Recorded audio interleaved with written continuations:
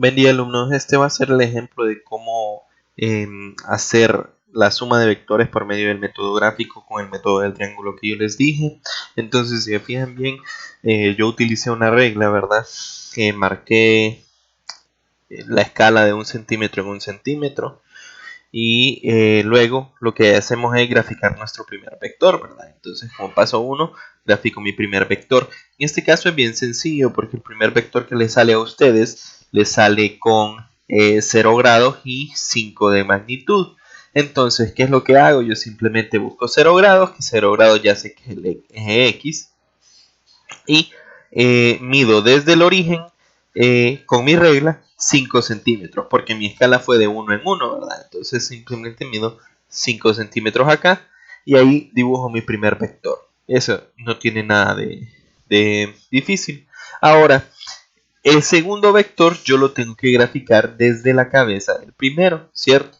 Entonces lo primero que hago, y por eso les hago este zoom acá, es que yo hago un eje pequeño acá y desde esta posición ustedes miden el otro ángulo, que si mal no recuerdo era de 75.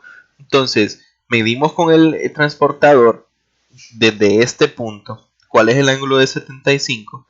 Ahí yo lo marqué y en grafito hice una línea donde marca esa posición de 75.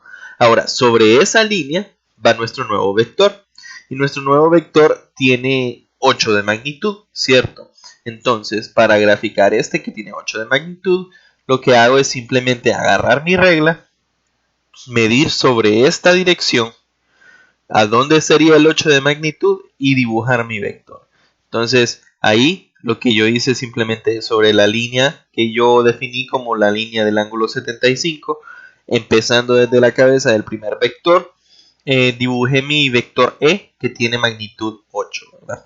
Entonces ahora, ¿cuál sería la resultante? Si mal no recuerdan ustedes, la resultante o la suma del vector D con la suma del vector E es un vector que va desde el origen hasta la cabeza del vector que yo acabo de dibujar acá. O sea, sería un vector de esta forma.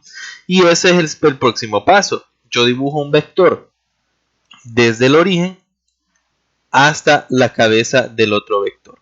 ¿Y qué es lo que queda? Pues lo que queda es simplemente agarrar nuestra regla y medir cuánto mide este vector f. Esa sería la magnitud. Y luego agarrar nuestro transportador y luego medir cuánto es el ángulo medido desde el eje X hasta este vector que estaría por acá.